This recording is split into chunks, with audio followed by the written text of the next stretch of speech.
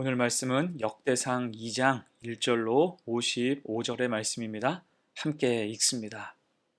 이스라엘의 아들은 이러하니 르우벤과 시므온과 레위와 유다와 이사갈과 스불론과 단과 요셉과 베냐민과 납달리와 갓과 아셀이더라. 유다의 아들은 에르와 오난과 셀라니 이 세 사람은 가나안 사람 수아의 딸이 유다에게 낳아준 자요. 유다의 맏아들 에르는 여호와 보시기에 악하였으므로 여호와께서 죽이셨고 유다의 며느리 다말이 유다에게 베레스와 세라를 낳아주었으니 유다의 아들이 모두 다섯이더라. 베레스의 아들은 헤스론과 하물이요 세라의 아들은 시므리와 에단과 헤만과 갈골과 다라니 모두 다섯 사람이요 갈미의 아들은 아가리니 그는 진멸시킬 물건을 범하여 이스라엘을 괴롭힌 자이며 에단의 아들은 아사랴더라. 헤스론이 낳은 아들은 여라무엘과 람과 글루베라. 람은 암미나답을 낳고 암미나답은 나손을 낳았으니 나손은 유다 자손의 방백이며 나손은 살마를 낳고 살마는 보아스를 낳고 보아스는 오벳을 낳고 오벳은 이셀을 낳고 이셀은 맏아들 엘리압과 둘째로 아비나답과 셋째로 시므아와 넷째로 느다넬과 다섯째로 랏대와 여섯째로 오셈과 일곱째로 다윗을 낳았으며 그들의 자매는 스루야와 아비가일이라. 스루야의 아들은 아비세와 요압과 아사헬 삼형제요. 아비가일은 아마사를 낳았으니 아마사의 아버지는 이스마엘 사람 예델이었더라. 헤스론의 아들 갈렙이 그의 아내 아수바와 여리오색에서 아들을 낳았으니 그가 낳은 아들들은 예셀과 소밥과 아르돈이며 아수바가 죽은 후에 갈렙이 또 에브라색에 장가들었더니 에브라시 그에게 훌을 낳아주었고 훌은 우리를 낳고 우리는 부살레를 낳았더라. 그 후에 헤스론이 60세에 길르앗의 아버지 마길의 딸에게 장가들어 동침하였더니 그가 수굽을 헤스론에게 낳아주었으며 수굽은 야일을 낳았고 야일은 길르앗 땅에서 23성읍을 가졌더니 그술과 아람이 야일의 성읍들과 그낫과 그에 딸린 성읍들 모두 60을 그들에게서 빼앗았으며 이들은 다 길르앗의 아버지 마길의 자손이었더라. 헤스론이 갈렙 에브라다에서 죽은 후에 그의 아내 아비야가 그로 말미암아 아수훌을 낳았으니 아수훌은 드고아의 아버지더라. 헤스론의 맏아들 여라무엘의 아들은 맏아들 람과 그 다음 분하와 오렌과 오셈과 아히야이며 여라무엘이 다른 아내가 있었으니 이름은 아다라라. 그는 오남의 어머니더라. 여라무엘의 맏아들 람의 아들은 마스와 야민과 에겔이요. 오남의 아들들은 삼메와 야다요. 삼메의 아들은 나답과 아비술이며 아비술의 아내의 이름은 아비하일이라. 아비하일이 아반과 몰릿을 그에게 낳아주었으며 나답의 아들들은 셀렛과 아빠임이라. 셀렛은 아들이 없이 죽었고 아빠임의 아들은 이시요. 이시의 아들은 세산이요. 세산의 아들은 알레요. 삼메의 아우 야다의 아들들은 예델과 요나단이라. 예델은 아들이 없이 죽었고 요나단의 아들들은 벨렛과 사사라. 여라무엘의 자손은 이러하며 세산은 아들이 없고 딸뿐이라. 그에게 야르하라 하는 애굽 종이 있으므로 세산이 딸을 그 종 야르하에게 주어 아내를 삼게 하였더니 그가 그로 말미암아 아떼를 낳고 아떼는 나단을 낳고 나단은 사밧을 낳고 사밧은 에불라를 낳고 에불랄은 오벳을 낳고 오벳은 예후를 낳고 예후는 아사랴를 낳고 아사랴는 헬레스를 낳고 헬레스는 엘르아사를 낳고 엘르아사는 시스메를 낳고 시스메는 살룸을 낳고 살룸은 여가мя를 낳고 여가мя는 엘리사마를 낳았더라. 여라무엘의 아우 갈렙의 아들 곧 맏아들은 메사이니 십의 아버지요. 그 아들은 마레사니 헤브론의 아버지이며 헤브론의 아들들은 고라와 답부아와 네겜과 세마라. 세마는 라함을 낳았으니 라함은 요르그암의 아버지이며 네겜은 삼매를 낳았고 삼매의 아들은 마온이라.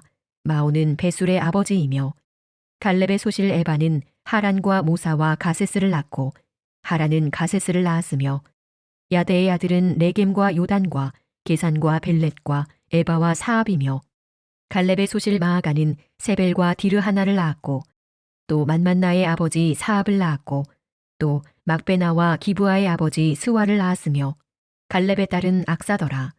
갈렙의 자손 곧 에브라다의 맏아들 훌의 아들은 이러하니 기럇 여아림의 아버지 소발과 베들레헴의 아버지 살마와 벳가델의 아버지 하렙이라. 기럇여아림의 아버지 소발의 자손은 하로에와 문훗 사람의 절반이니 기럇여아림 족속들은 이델 종족과 붓 종족과 수맛 종족과 미스라 종족이라. 이로 말미암아 소라와 에스다올 두 종족이 나왔으며 살마의 자손들은 베들레헴과 느도바 종족과 아다롯 벤요압과 마나핫 종족의 절반과 소라 종족과 야베스에 살던 서기관 종족 곧 디랏 종족과 시므앗 종족과 수갓 종족이니 이는 다 레갑 가문의 조상 함마색에서 나온 겐 종족이더라. 5점의 역사라는 제목으로 말씀 증거합니다. 역대기서는 뚜렷한 목적을 가지고 펴낸 역사서입니다. 포로로서의 삶을 청산하고 이제 고국으로 돌아와서 무너졌던 삶의 터전을 재건하고자 했던 이스라엘에게 가장 필요한 것은 민족적 자긍심이었습니다. 그것을 고취시키는 목적으로 쓰여진 것이 역대기서예요. 자, 이를 위해서 역대기서 기자는 1장에서 아담에서 아브라함까지 이어지는 원 역사와 족장시대의 계보를 설명한 이후로 이제 2장에서는 믿음의 정통성이 흐르는 유다 가문과 다윗의 계보를 조명합니다. 긴 말씀이므로 그중 두 가지 주목할 점을 생각해 보겠습니다. 첫 번째, 5점도 귀중한 역사가 될 수 있다는 것입니다. 먼저 3절 이하는 유다의 아들들에 대한 말씀이죠. 3절과 4절 봅니다. 유다의 아들은 에르와 오난과 셀란이 이 세 사람은 가나안 사람 수아의 딸이 유다에게 낳아준 자요. 유다의 맏아들 에르는 여호와 보시기에 악하였으므로 여호와께서 죽이셨고 유다의 며느리 다말이 유다에게 베레스와 세라를 낳아 주었으니 유다의 아들이 모두 5이더라. 이스라엘 정통성을 이어받은 유다에게는 5명의 아들이 있었습니다. 이때 앞선 세 사람 에르와 오난과 셀라는 가나안 여인을 통해 낳은 자식이죠. 굳이 이걸 밝히는 이유는 유다가 이방 사람과 혼인했음을 알리는 것입니다. 그 선대가 지켜온 신앙을 쉽게 저버렸다는 거예요. 역대기서 기자는 이 같은 인간적인 연약함과 믿음의 부족함을 이 조상의 계보에 그대로 노출시키고 있는 것입니다. 자, 그 후 더 당황스러운 일이 발생하죠. 다시 3절과 4절을 살필 때 유다의 첫째 아들 에르는 다말이라는 여인을 아내로 맞이하였는데 그가 하나님 보시기에 악하여서 일찍 죽음을 맞게 됐습니다.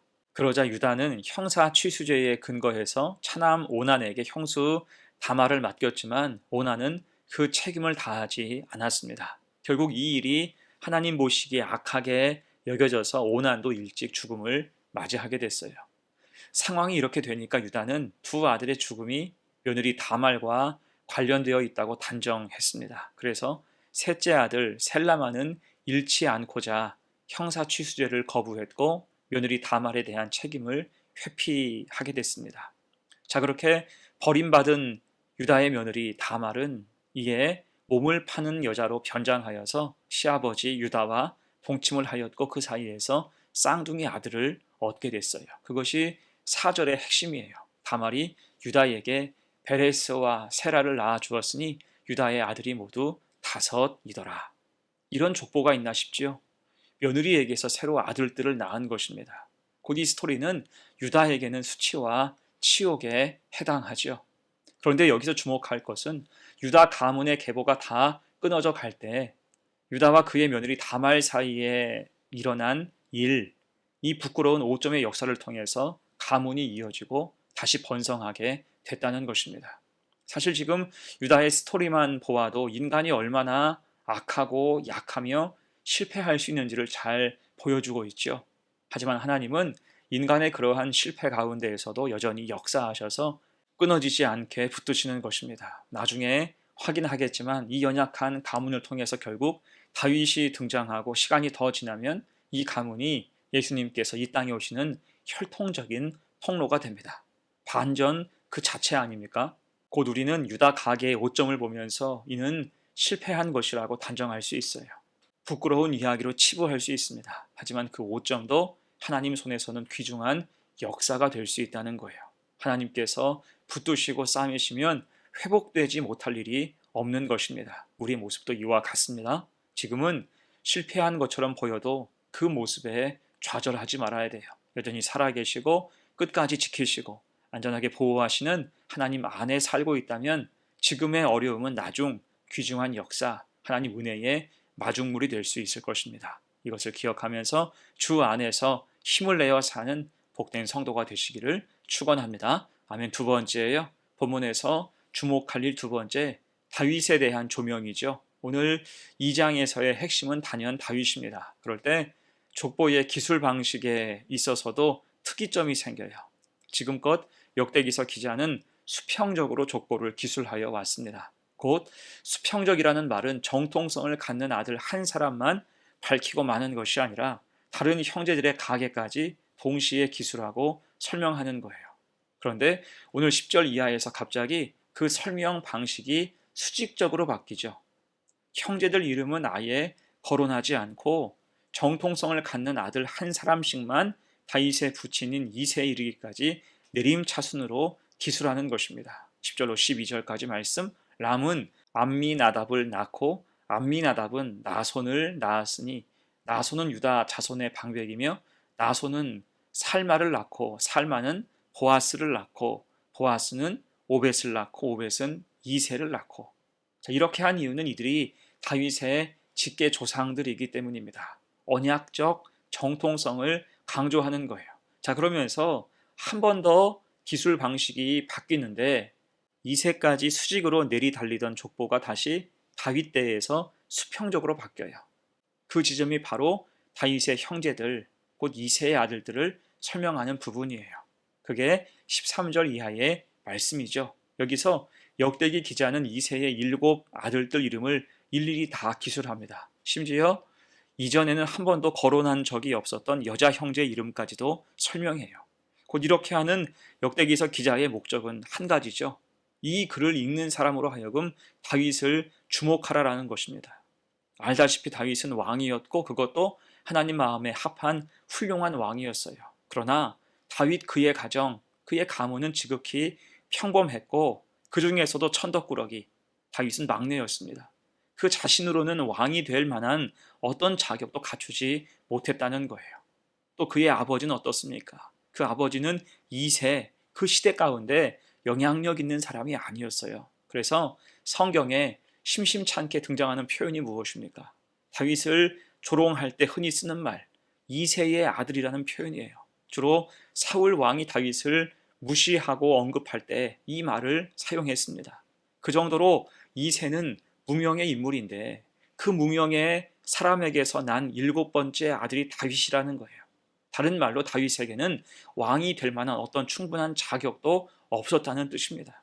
곧 하나님은 그렇게 불가능한 상황에서 다윗을 세우셨고 그에게 왕이라는 역할을 맡기셨다는 거예요. 그뿐 아니라 이사야 11장에서는 이새의 줄기 곧 다윗의 가계를 통해서 무려 메시아가 올 것임을 예언하고 있습니다. 자, 그렇게 역대기서 기자는 어려운 현실을 사는 독자들에게 다윗을 보라, 다윗을 생각하라고 외치는 것입니다. 보잘것없던 다윗을 왕으로 세우신 하나님이 여전히 살아계셔서 우리와 함께 하신다는 거예요. 자, 그래서 혹시 우리 중에도 역대기서의 독자였던 유대인들처럼 앞길이 보이지 않고 캄캄하다면 우리 눈을 들어서 하나님을 바라보시기를 축복합니다. 하나님을 향해서 우리의 시선은 항상 열려 있어야 돼요. 하나님이 끝까지 붙들고 계심을 기억해야 할 것입니다.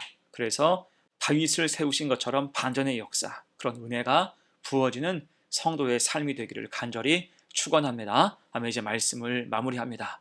오늘 본문은 긴 말씀인데 다 다룰 수 없어서 가장 주목할 만한 부분을 떼어서 생각해 봤습니다. 먼저는 유다, 오점과 오욕의 역사죠. 그 자체로는 수치가 가득하지만 하나님은 그것도 선하게 사용하실 수 있다는 것입니다. 하나님의 손에 맡겨질 때 5점마저 귀중한 역사가 될 수 있어요. 또한 다윗을 볼 때 그의 가문과 그의 인생도 지극히 평범했지요.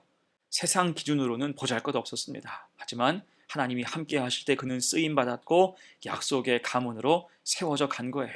곧 죽은 것 같으나 살아있고 무명한 자 같으나 유명하며 근심하는 자 같으냐 기뻐하는 사람으로 살도록 하나님이 지키셨다는 것입니다. 여러분, 이게 바로 하나님 사람이 가진 특권이죠. 이를 기억해서 5점의 역사도 사용하시는 하나님이 우리와 함께 하심을 믿고 담대하고 신실한 믿음을 가지고 이 땅을 사는 복된 성도가 되시기를 간절히 축원합니다. 아멘. 함께 기도합니다. 은혜로우신 하나님, 보이는 현상 너머에서 이미 일하고 계시며 놀라운 역사를 예비하고 계심을 알게 하시니 감사드립니다. 얕은 지식과 어두운 눈으로 현재 상황을 판단하며 낙심할 때가 많은 우리의 연약함을 용서하옵소서. 유다 5점의 역사를 반전의 은혜로 사용하시고 다윗이 가진 평범함을 비범함으로 사용하신 권능을 기억하면서 하나님이 함께 하시는 한 실패는 실패가 아니며 모든 것을 합력하여 가장 선한 결과로 바꾸실 것을 기대하오니 오늘 우리 삶 가운데 좌정하여 다스려 주옵소서. 믿음이 결코 흔들리지 않게 하여 주옵소서. 감사드리며 예수님의 이름으로 기도합니다. 아멘.